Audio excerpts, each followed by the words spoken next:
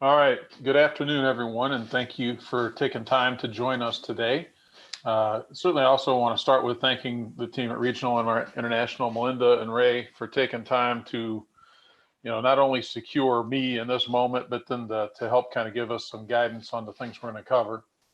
This is the second class that we've done 2 days ago. Tuesday, we walked through and did a very high-level overview of OnCommand Connection, and so the assumption today is you've been in the tool and are a little bit conversant with it. We want to get into some more advanced functionality and look at things that are coming very soon. But if you missed that, we'd certainly want you to reach out to Melinda or Ray or your regional salesperson. They'll be able to get you the link to that recording. You'll be able to watch that and catch up on the things we talked about before.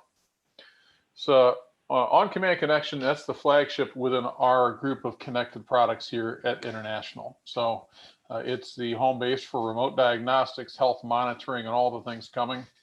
It's important to call out, it's an all makes tool. So as we built this and have enhanced it over the 7 years, one of the things foundational is we've made sure that our tools aren't focused on me. It's designed and laid out and focused on you, your problems, your issues, and recognizing that most customers have a mixed fleet, and we really want to be that one place you can go to get help. So OnCommand Connection, which we're going to dig into today, is remote diagnostics and vehicle health monitoring. We have a sister program introduced a little over a year ago called International 360 that the regional team can also help you with, and that's about service communication and working differently and better with our dealers when you need to fix a truck. Not that we want you doing that often. So we take all these solutions, and what we do with the three, if you remember, one of these things is using our tools will make the hard to find things more easily visible. We work really hard to wipe out the massive amounts of big data and skinny it down where you can find what you need. Then we also make those very technical issues much easier to understand. So we take our fault data, roll them into simple terms to where even if you're not a technical person, you can quickly and easily move from do I have a fault to do I have a problem? And then we make it actionable by giving you the recommendations on what you need to do, bringing in necessary parts and getting you into service. And then for the folks that leverage International 360, taking that communication path and giving you visibility into the repair as it works its way through its benchmarks.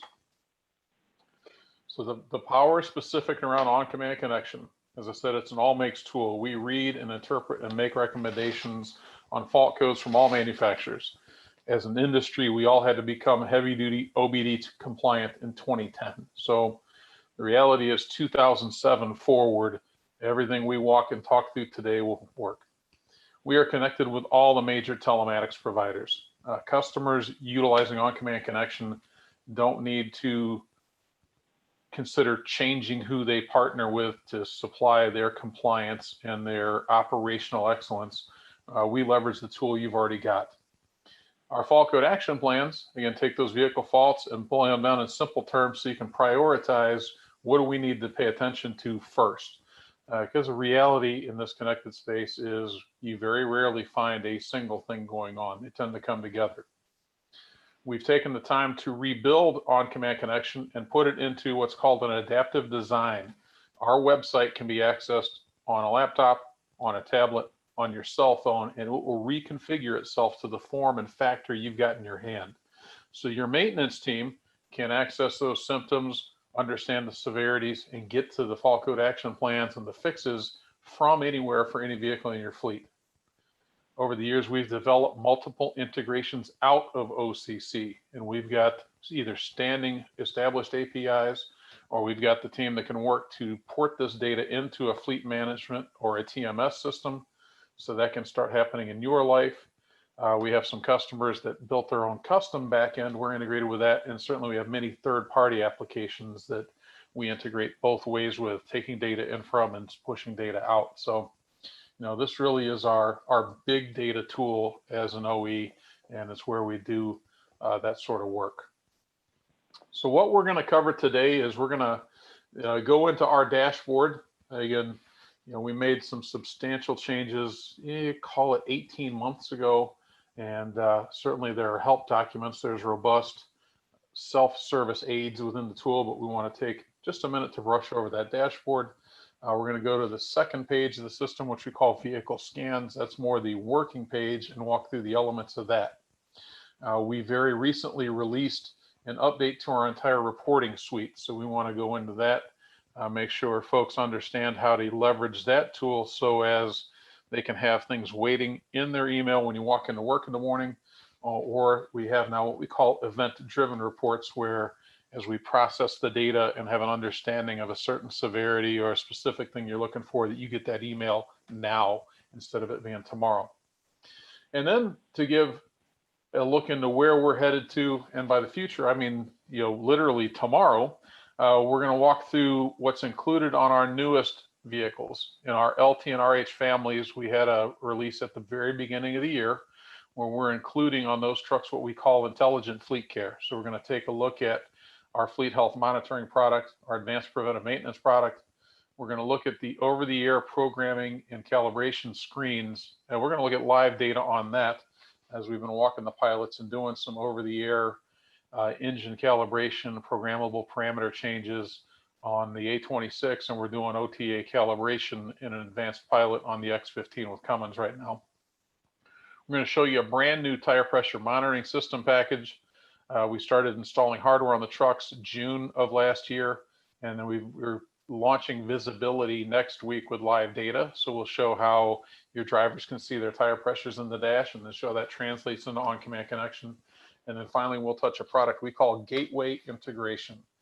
And over a period of time, for many of you as international truck customers, that will mean you will not need to install third-party hardware into your new trucks to leverage the telematics solution you have selected. You're going to be able to take that truck and in-serve it faster without the expense of the hardware and wiring that in before you can put it into service and get it to work making money. So that's a lot to talk through in the next 50 minutes. I apologize if I talk a little fast.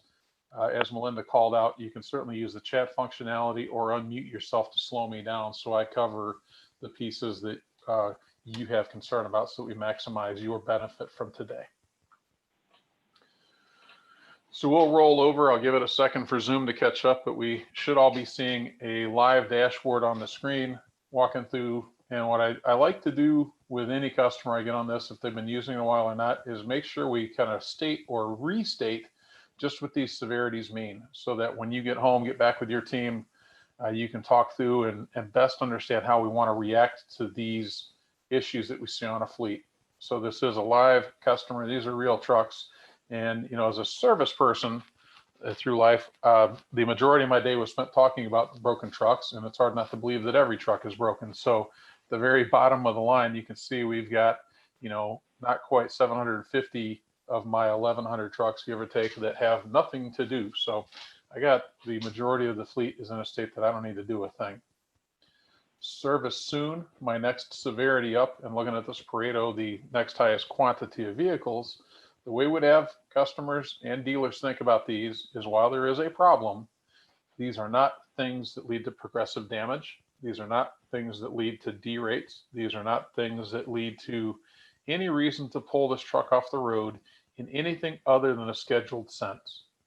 So whether you're proactively working this stuff and communicating with your drivers, or you get a phone call from a driver and you go up here to my global search and you throw the truck number in there and get right to the results, if the fault divisible is a service soon, that's something you're going to schedule when it's convenient for you. So maybe looking ahead and working with dispatch and operations, that truck's going to be, the driver's got some home time coming next Thursday, right? Or looking into my maintenance, I see that I'm scheduled, it's on my PM list. I need to get that PM done here in the next 2 weeks. All right, I want to put it and add this thing to that PM repair order to make sure I do it then. So again, you don't want to react to these by doing nothing, but you also don't want to react to them in a way that takes that truck away from operations, that limits the number of deliveries it can make, the work it's doing. You handle it when it's convenient and able to be scheduled around how that vehicle and that person operating is being used. Service immediately, my next level of severity. Sounds like take that truck away now, but it's really named in recognition of the fact that many organizations, the folks operating these trucks, don't get to talk to us as service and maintenance. They talk to a driver manager, a dispatcher, an operations person, somebody that may not know very much about trucks either. So when I put the driver and this operations person together and they have a conversation about this light that came on the dash, what am I going to do?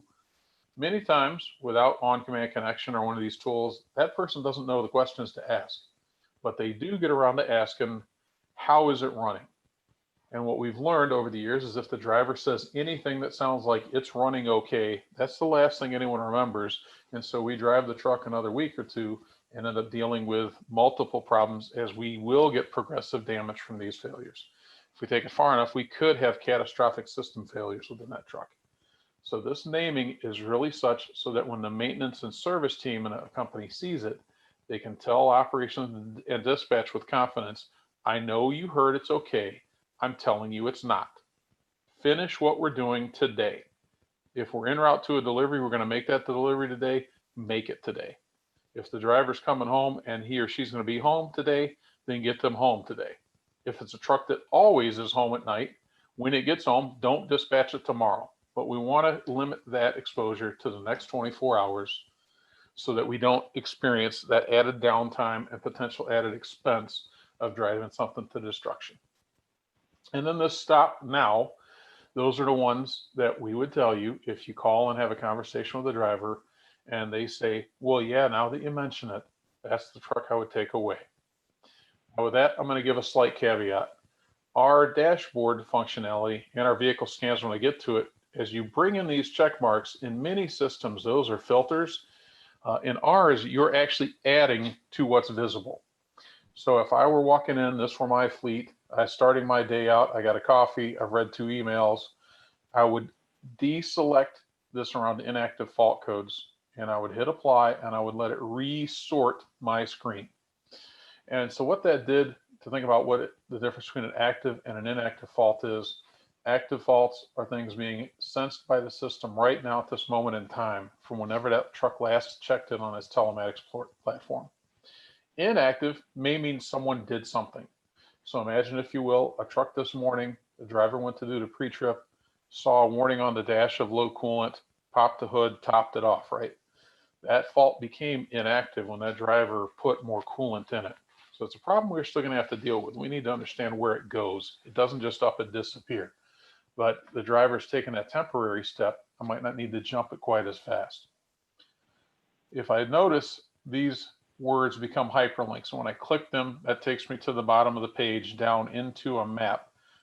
Many folks that utilize the system are more visual learners. So we did design and build this out to be able to be sorted and operated with leveraging geography like this.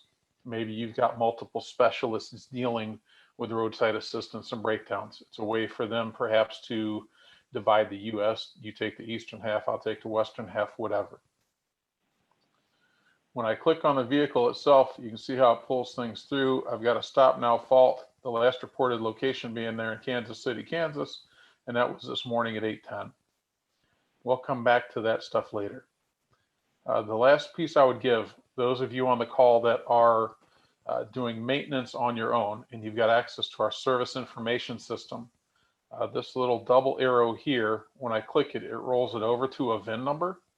Now this is giving me some bad data. I'm seeing that's a geotab device. I'm seeing a device ID in it, so I'm not going to try to follow it. It's going to blow up.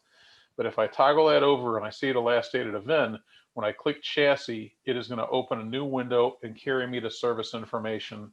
And if I'm a service person used to dealing with that, that may be how I consume these data differently or better. So I'm going to pause. That was a lot in a hurry on this dashboard. Kind of let it sink in. The last piece I do want to show, and this is applicable everywhere, is the word help. What you're going to get from that is not a chat, not an organized thing. If I see it on any of these pages, it's going to open a PDF with the help documents specific to that page you're working on. All right, so very important to understand. We didn't write a book. I didn't assemble a bunch of stuff.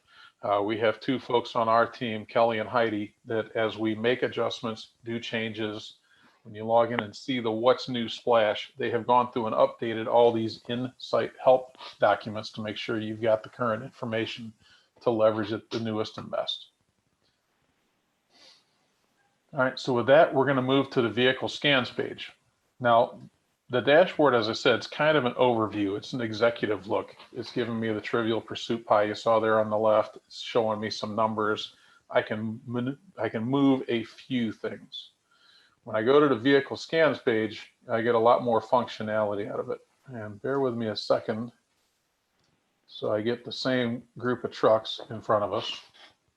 You can see those severities we talked through. You can see over here some of what we call fault indicators, which these do not necessarily directly relate to a fault being present. It's the beginning of us leveraging this big data into some understanding around these conditions exist. That truck might just have derated. Or I have maintenance related items. I know I'm seeing issues with marker lights, or the Allison transmission in a medium duty truck hit the threshold where I need to do a transmission service because I've hit that many engine hours. Safety related, maybe calling out I've got a truck with an ABS light that's cut on, or maybe that I've got a driver with a headlight out. All right, so we've got some indicators that do not necessarily align with the, can I drive this truck? Is this driver going to get home without being on the side of the road? Some additional functionality about may we hit that. You can see I give you the ability to leverage time. So, this is built in Microsoft Azure. Everything as I present looks like a spreadsheet. So I can export much bigger areas of time. I can get a global view. And if I'm someone that works in Excel frequently and I can do my own pivot tables and I want to do my own Pareto outside of our bucketing, this is where you'd have the opportunity to boil that ocean and get that out for yourself. You have the ability to go after specific vehicles. And if you built it, you have the ability to look at some geofence capability and roll that out. We have some dealer folks on the call, and I would say for the service folks there, if you have customers that have a remote yard that you service, I'd encourage you to think about building that geofence for that remote location. It would give you visibility to, one, that truck has actually made it there. And two, if you're going up to try to service 3 or 4 trucks, you could quickly look to see, are there issues on any of those that maybe didn't make it to a driver write-up? Try to proactively plan your day when you get out there. So let me get that stopped now. I'm going to include active faults so I get a little bigger pond.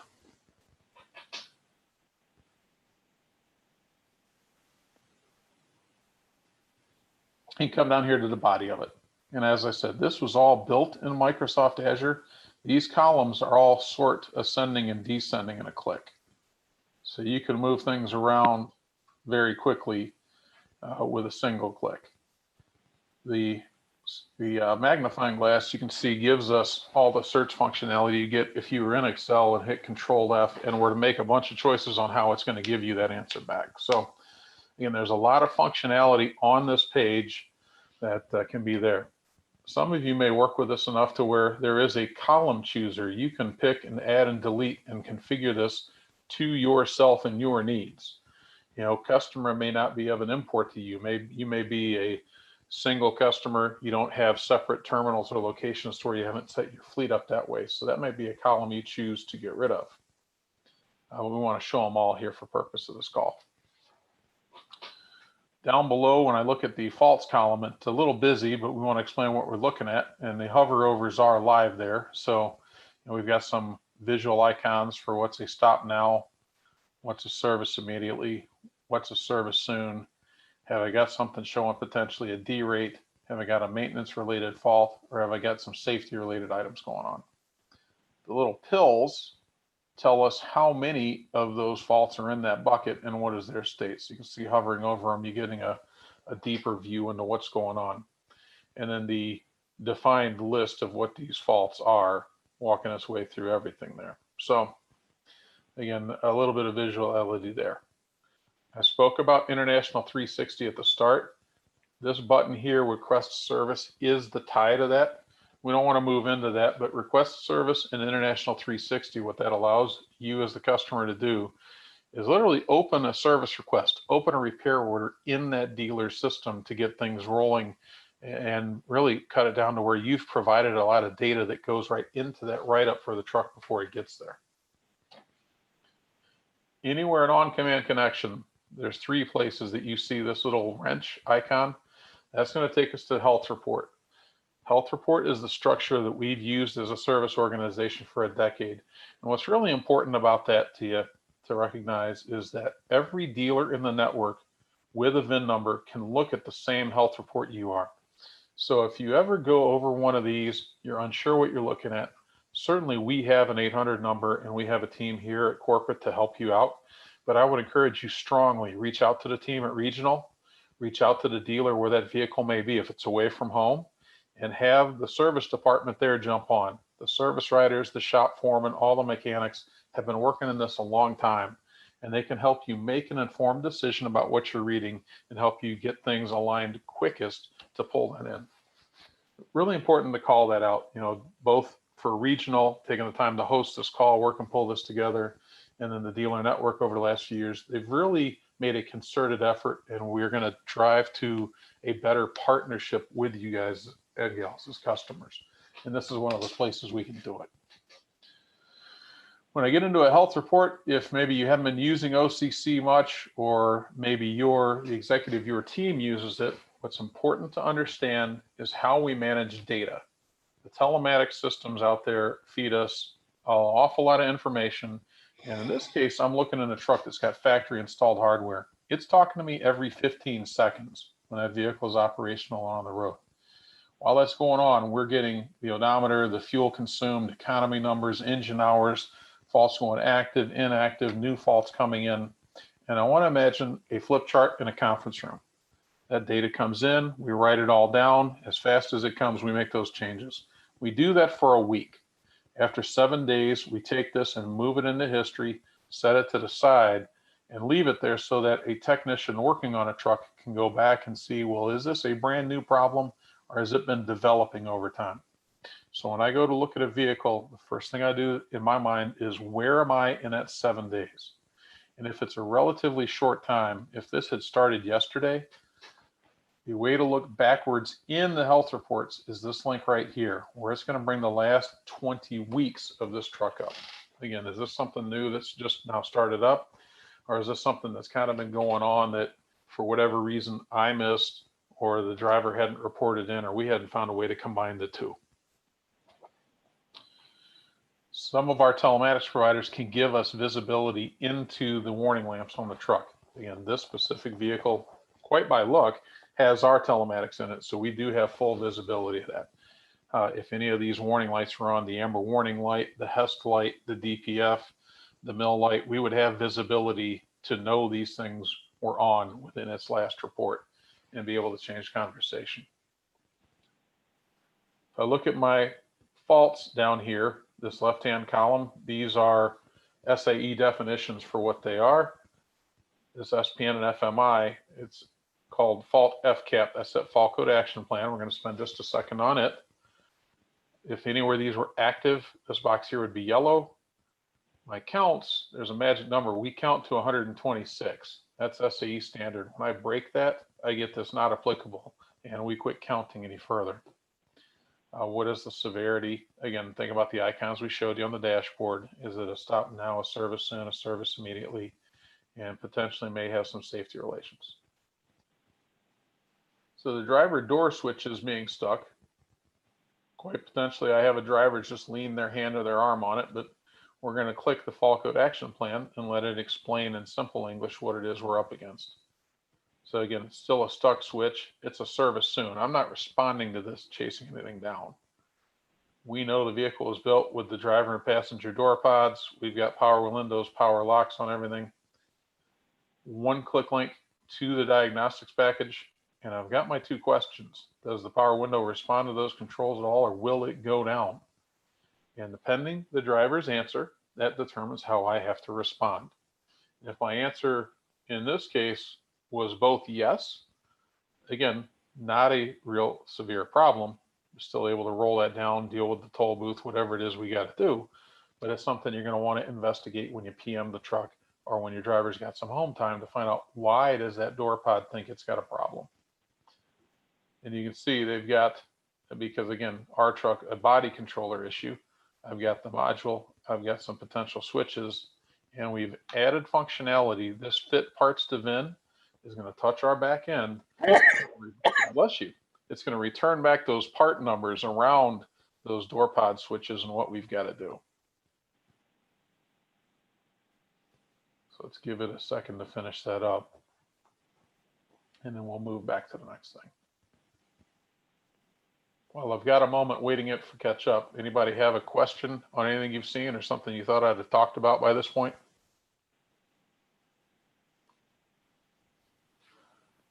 And you can see here's the 2 door pods that would fit this truck.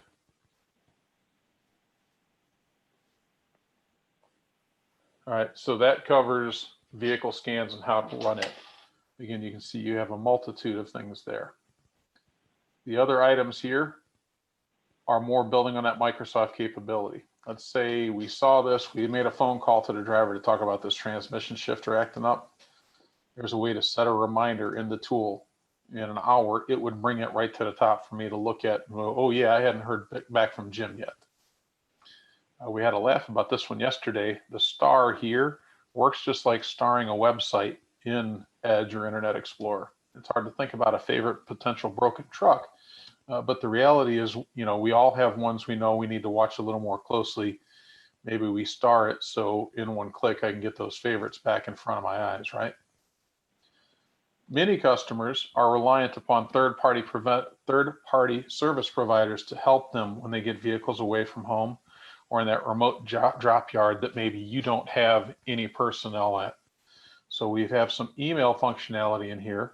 This will not actually send it from your email. It will go to the recipient from OnCommandConnection.com. It'll show my from down in the body of the email. But if you come down here, you're able to put some notes in as to what you want done, and it has the fault codes available to that provider. You're going to send them that link and get them in there, along with its last known location. We did that scan. So if you're using a independent repair shop, somebody that's not a dealer, again, rather than wait for them to get there and plug a laptop into it or whatever, you can provide this information to them, get it in their hands ahead of time. Potentially they can source some parts and get up there and be ready to handle that in one shot. And then the last piece, this greened out wrench icon, that's important for us when we use that third-party provider or use someone other than an international dealer to effect a fix. I mean, I said just a minute ago when we were in health reports that utilizing that, we acquire that data for 7 days, we store it, right? Well, if I take the truck in for service, I need to not do that. When you bring it to one of our stores, when the international dealer plugs their accelerator write-up tool in, or we see a technician's laptop get plugged in and they run a health report with what we call Hero, our system sees those come in and has back-end programming to say, all right, that truck is now at a dealership. I need to ignore the telematics device for a period of time.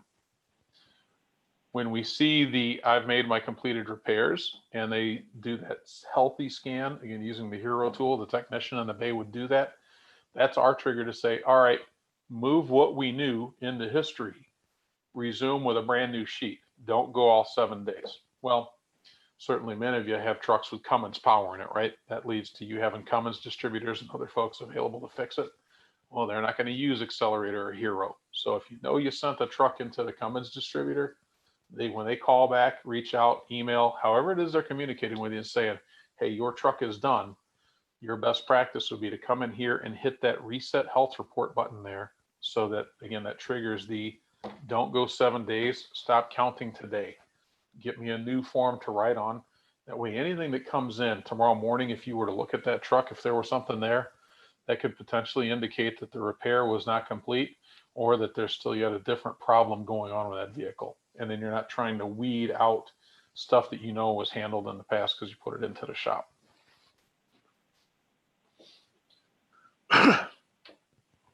So fault family is the next thing on our agenda I said I wanted to talk to. Our team, working with Cummins, with Eaton, with Allison, with Bendix, with Wabco, and so forth, established and continues moving these severities. Things literally change every day. The fault code action plan I showed you, if the body controller team were to upgrade that because there was a problem, that would apply whether it was viewed in OCC, whether it was looked at on one of our service tools. It rolls across the organization instantaneously. That's not full visibility into the problems you all may be experiencing. So fault family gives you the ability to build and look at things in the way you will. And you can see I'm tied to a number of accounts. There's a quantity of things here. I want to show you, if you've never seen this, how you build a fault family, and then show you how that functionality works. So that's over here under admin. And when I click it, I come to fault family admin. It's going to open a new page. Now, this is one of our legacy pages. We have not updated this into the new environment yet. In fact, this morning we had a meeting, and it is our number 2 priority of things that need to be done. So we're going to be getting on that here very shortly. So where I showed you help a minute ago, in this case, there is a page training link. Until we get it into the new system, you're going to be looking there for it if you forget what we did. We're going to add a new fault family to this. So the add new is pretty simple here. You can tell I've made a couple Boolean tests, and because I have multiple accounts, I've got to roll it to somebody that I'm using. All right, then I have to add things to it. And so when I select it out, you can see source address. Now this is some functionality where you really do need some service intelligence. And again, the regional team will be happy to help you if you want it. Now I'm going to build out and go look at headlights, because I got to tell you, nothing made me crazier when I was in fleet than to have a $40 headlight become a $400 road call because I begged the DOT guy to look more closely at the truck. And so I need to check body control. In that case, that's source address 33. And I have 2 ways to look for the faults I need. If I know the SPNs, and it may be that some of you do, I can enter those directly in that box to the right, search it, and go get them. If I don't know, I can look things up using the fault description. Now, I will acknowledge fault description is a challenge because you have to step out of yourself and think like an engineer. And you have to kind of, in this case, while I'm talking about a burnt out headlight, if I put in light or lamp, I'm going to get a world of answers. But they call things high beams and low beams, right? So if I go seeking that, I get a dramatically different set of answers. All right.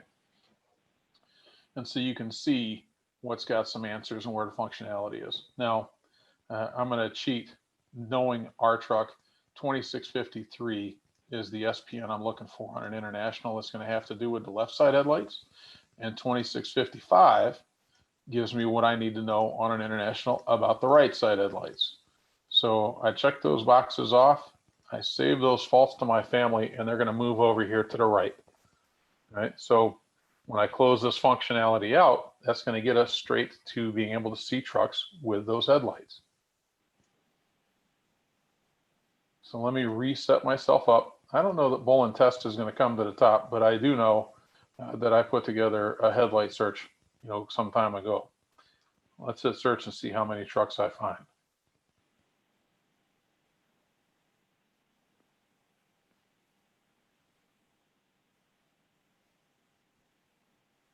So coming down here, you can see I captured one with my right headlight, a fault on the low beams, right? And that little 4 in parentheses is a count of 4. Really quickly, I want to show you the FCAP, because if I have some folks from safety on this call, they grab this in a second, right? Again, they've dealt with the fix-it tickets. They're charged with why is my CSA score changing? What do we got to do? Maintenance comes from it where I do. Why in the world am I paying $400 to do a $30 headlight bulb, right? When this opens the FCAP, if you have folks that need convincing, I've got the diagnostics package, I've got the logical questions, I have what I'm actually going to see on that fix-it ticket if it gets written. So, again, a report, when we get to reporting next, it may be that you build this fault family, so put a subscription together to that report. If you've been really challenged with this, maybe this is something you make this fault family come to you as an event-driven report, something that triggered, you'd see it as soon as it hits. Maybe it's something you can have come on that once-a-day report. Coming into the end of the day, you look at it and you can message drivers, tell them get into the truck stop or whatever it is they might do to clean that problem up. But again, there's some functionality. We've had a lot of the large fleets, when we show them this, it brings things to a screeching halt. It's the needle over the top of the record. Dave, tell me how you did that. So reporting, You caught it. I just clicked the word report there. It's going to carry us to a brand new dashboard. Like I say, this report has been up approximately a month, and a lot of folks hadn't hit that functionality. We moved help. All our newest pages, it's coming here to the top right. So again, when you get off the phone with us, you've had some time at home. I remember Dave showing me that. How did I get there? You know, this help document will explain again everything it is I'm looking at. The ones I want to focus on are custom reports. This is where you are going to build the reporting around the things you want to decide. And as I said, there's two types. There's what we call a historical report. Tell me about that. You know, if I start work at 7 in the morning, have the system generate it and email it to me at 6:30. That way, when I come in, have a coffee, I'm seeing everything that happened in the prior 24 hours. Then there's event driven, receiving those alerts as they occur. And you notice I give the conditional within 15 to 30 minutes with 33 telematics providers feeding me. It's as fast as they give me the information for me to decode. So I can't camp on it and tell you, you know, real time, because that wouldn't necessarily be accurate for some of our providers. So I'm going to show you event driven, because like I just talked about, headlights being expensive annoy me. There's a handful of others too, but the idea that we can have a report called that, I'm looking for faults to give me this, right? I can put a description in here. I'm not planning on getting hit by a bus, but maybe you need to tell somebody what it is you've built so when they look in after you, they understand it. We're looking for locations or watch lists. In this case, I built that in AIM. Hopefully I find it there now. It may be you're targeting a specific truck. You may have a driver you know has been ignoring something. They're low on DEF consistently. You've had to tow them in because they drive it to the point that it derates. All right, you could absolutely make a fault family around low def, configure it to that single truck, and you'd get the email when that dude does that again. I'm going to include that fault family functionality. Hey, bull and test made it to here. And then I am the one recipient. So when I hit save, and this will not stay live for very long, I'm going to get an email every time I get a new report that a headlight went out on the AIM National Lease fleet. So again, I know that's kind of fast. We wanted to cover that and get it to you, but you know, those are really the new pieces. So what's the dashboard? The vehicle scans page, leveraging it better, understanding the fault family functionality, and having those reports. So I'm going to pause just a second. Does anybody have something they want me to go back to while I'm on the page? Or are we good to go back to presentation?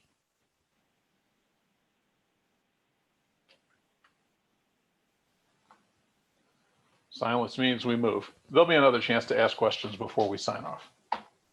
So, you know, again, the assumption is many of you have used the tool to some extent, or you have people in your organization use it. What we want to help you visualize is the daily life I've talked about. So, you know, the morning comes in, the fleet maintenance team and the safety team come in, and they pull the dashboard up and they do the toggle like I did with the active and inactive faults, or they've got their email report waiting for them. So either way they use it, however their mind works around the data, they've got the ability to have access to what it is. The time I get through sorting it, I identify a truck that's got a service immediately problem. I've got a truck that's low on coolant, and I've seen that fault 4 times in the last week. I hadn't had communication from the driver in his pre-trip that he or she's topping it off, but there's something I need to look at. So I've got that visibility out of my potentially thousands of trucks, which ones are the ones I need to go after. I contact the driver, send them a text, make a phone call, message them through Qualcomm, whatever is appropriate with what you got. And, you know, ask the driver the questions. Hey, is this going on? And certainly asking the right question helps on 2 fronts, especially if you have dispatchers or operations people that don't understand the truck. You know, we've all listened at some point in time, those discussions, dispatchers, drivers, mechanics, none of the 3 of us speak the same language. So having the questions give us the ability to assess that situation and know what it is we need to do. Then I reach out to the dealership. In this case, we're saying he calls, but certainly we'd like to encourage you folks to look at International 360. Use that request service functionality. Get in front of that with the service writer, review the health report together, confirm this is what you said, let me get those answers, and we schedule the truck in for service, and we're going to do it tonight, because while it's got a problem, let's drive it today, finish what we got to do, take care of our customers and roll from there. So this now gives the dealer a real head start, right? I've got all the faults in my hands. I'm able to work with the shop foreman who's able to look at the workload of their technicians and make sure we get the right guy or gal on that truck the first time. They get to look it over together. What's this history? How long has this been going on? What's been leading to it? Well, I think now that I understand the problem, you know, at 10:15 in the morning, instead of when the truck arrives, I'm at the back parts counter going, these are the things I think I need. All right. The dealership decides we have it or don't have it. We transfer them from a sister store. Perhaps we got to go to Cummins distributor to get it. You're bringing me an all makes truck and most of the parts are mine, but I got to pick up something from the Pete store here in town. Whatever it is we're doing, we're able to get ahead of things before the truck shows up at 4 o'clock. The driver did what he or she had to do. They made the deliveries, took care of the customers, and now it's at the dealership. So the truck's at the dealer, work can begin. They've already done the work of getting parts and away we go. And I know it sounds suspect as I'm talking through it, but I would reassure you, and you can talk with the team at Regional, over the last 5 years, we, in concert with our dealers, have made a number of changes in how we intake trucks, triage them, move what's going through, how do we source parts. There's been a lot of lean principles at work, and the success has been seen and is able to be published by looking at the known dwell time of those trucks. Dwell time when the truck arrived until we saw the last punch and we knew the repairs were completed. Substantial improvements. You know, again, major kudos to Regional and their sister stores that have taken the time to do that. Brings me to my last segment. It's some brand new functionality we released to the dealers in December in their newest price pages on our LT and RH products that we're calling Intelligent Fleet Care. Some of you may be medium duty customers. Everything I'm going to show you here still applies to you in that this functionality is going to come to the medium duty product and the vocational product late fall of this year. So it went into the Class 8 tractors first. They get to be the lead, and then it comes to you all before this year ends. So don't tune me out. This stuff's exciting. I talked about OnCommand Connection being the remote diagnostics and where all the connectivity happens. I talked about International 360 really being repair logistics and how do I communicate with our dealership. The Intelligent Fleet Care suite that we released sits over the top in that it interacts with both of those things. Some of it is very much about the truck. Other pieces of it are very much about how do I do things differently or better in service, and we bring it to one spot. So Intelligent Fleet Care starts becoming about predictive diagnostics instead of reading a fault code, giving you some new tools that you don't currently have to become more efficiently as a fleet service operation, and then again, leveraging our technology differently or better. So the first two elements work hand in hand in that prior to December price pages, these were pure subscription-based services that customers could opt into to get, I'm going to call it the easy button around some OCC items and to impact the preventive maintenance choices. The Fast Quick fleet health monitoring was built around our mega fleets, folks that have 30, 40, 50 terminals. And they came to us as a team and said, OCC is great. We believe in it. We've seen in some locations real gains in operational efficiency and reductions in costs, but it doesn't apply everywhere. And I'm struggling to get my managers to use it. So our first swing was about building it out and aligning it. And it's great to say, Dave, I'm busy, you don't understand, but it essentially boils the system down to where we send an email once a week to a contact at a location. If you're not going to do anything, here's these 3 trucks. They've got an oil problem, a coolant problem, an after treatment problem, or they're having light issues. Feel free to do something.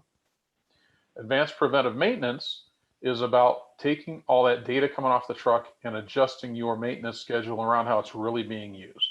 So taking you from monitoring only engine hours, only odometer, only the calendar, then bringing into play the actual fuel efficiency of the truck, looking at idle time, the other things that really does affect oil life inside that engine, and having you PM the vehicle appropriately so that you're not under maintaining or over maintaining that asset. So to make the fleet health monitoring visual, it's an additional dashboard in OCC, and it's a once a week email, again, showing those 4 buckets. I'm looking at coolant, I'm looking at oil, I'm looking at after treatment, I'm looking at lights. And it's impossible to see on this eye chart, but the far right is actually an aging report within that. How many days has it been since that came in? So really shortlist it, skinny it down to one thing, and it gives executive management the ability to say, I see it's now been 3 weeks. Why hadn't you addressed that? Because I know it was on the past 2 emails. So a little bit about person compliance, a little bit about an easy button. My life is such that I can't get to it, kind of feed it to me. Advanced preventive maintenance, again, another dashboard, leveraging that telematics data, giving those PM intervals to extend them or reduce them, depending how they're actually using the truck. And certainly we see it operate differently depending on the market segment we're working in. I get in front of the electric company, they've got boom trucks, lots of PTO time and all that. I'm going to pick up the pace. They're going to service that truck more potentially than they are today because I'm calling out that I see all this PTO time, all this idle time. I got an over-the-road fleet where they've got, all the aero kits on it. They've got real high fuel economy when they're running it, and they've got no idle solutions of some sort. I'm going to extend that out. So again, dynamic tool specific to each individual truck, giving you a different PM interval and recommendation. And again, because I'm pulling it from big data and it's an all makes tool, we've built and run that same thing on the all makes engines and vehicles. Over the air programming. Our N2 controller that's in the LT and RH allows us to do over the air programming and calibrations of both the A26 and the Cummins X15. All right, so this is a screen grab of a dashboard. I'm really quickly going to go to a live dash so you can see what we're talking about. And to move it past, Davey gave me a pretty picture. Werner Enterprises is my pilot customer that us and Cummins jointly have ran this venture with. So here in a second, these are their live trucks that we've worked this pilot. I've got one vehicle that's pending a download. You can see I've got a lot of vehicles that went current. And I'm going to tell you, these trucks went current in about 2 days. So the functionality for the fleet managers at Werner was to look at the list, click a button and send calibrations, and they're able to see them go across, and they're able to see where the driver in the cab of the truck was able to accept or reject it. So important to call that out. Some of you may have touched OTA with other providers. Everything happens in the dash. At the end of a drive cycle, and in this case, I'm looking for 70 minutes of runtime and at least 20 miles of driving. When the driver sets the parking brake, there's an audible tone on the dash of the truck. It says there's a performance upgrade available. Cancel or okay. If they choose okay, the next thing it tells them is that this update process takes 5 minutes. Are you in a safe place, as it cannot be interrupted once started? So the driver's got to say yes twice. Again, all of that done in the dash. I'm not on the phone talking to a call center. I'm not pulling my cell phone out, going to an application to interact with the truck. We built it into the dash on both engines to maneuver that through. TPMS Visibility. We've had this in cars for some time. It's been available on trucks, but we've not been able to show to you as customers or our dealer network how this works and why it's important until today. So within the cab of the truck, our new TPS system from a provider named LVL. Incidentally, that is also the provider of the system that Goodyear white labels, is all visible inside the truck in the dashboard right in the center. And you can see I'm able to show the tire pressures, the tire temperature, and if we're challenged at math, the deviation between those different spots. It is switchable between English measurement and metric. So our friends in Quebec don't get upset with me. The rest of Canada usually flexes, but those guys get a little ornery. The new win, the N2, is able to interact with that system and bring all that data into OnCommand Connection. So I have a dashboard page, I have the ability to export it, and I have the ability to schedule the reporting. So you're going to see, and you can see the visualization, right? This virtual overhead of the tires, their locations, and both the pressures and the temperature of the tire. Again, as fast as I get the data off the N2, roughly every 15 seconds, that's how fast I update that page. So, back when I was in fleet, tires were 32 to 36% of my life. To be able to get in front of a driver, say, hey, I see that inside drive tire is 12 pounds down. I appreciate that doesn't sound like a lot to you, but legally you're flat. Go inflate it, get into the truck stop. Let's find out, did you pick up a nail or something? I'd much rather pay a flat repair than buy a tire. since that's an inside tire showing that roughly 10% down, I'm sure we've all experienced a catastrophic blowout where it takes out the ABS sensors, the airlines, all the rest of that. Now I got a whole lot more to deal with than just a tire and a mount and a remount on the side of the road. Takes us to our final piece within the intelligent fleet care, something we call gateway integration. And this is where we've taken the time and put in the effort to leverage our telematics device like a universal cable box.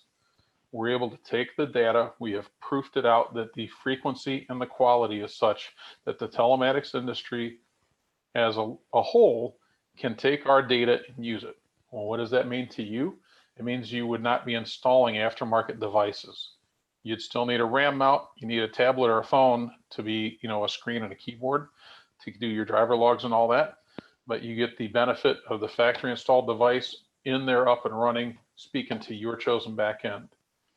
Geotab and Samsara are up and 100% live. So if you're using either of those telematics providers today, and you're looking at your new LT or a new RH, that's going to feed those backends without installing anything. Load your vents into their system. They'll do the work to bring it in.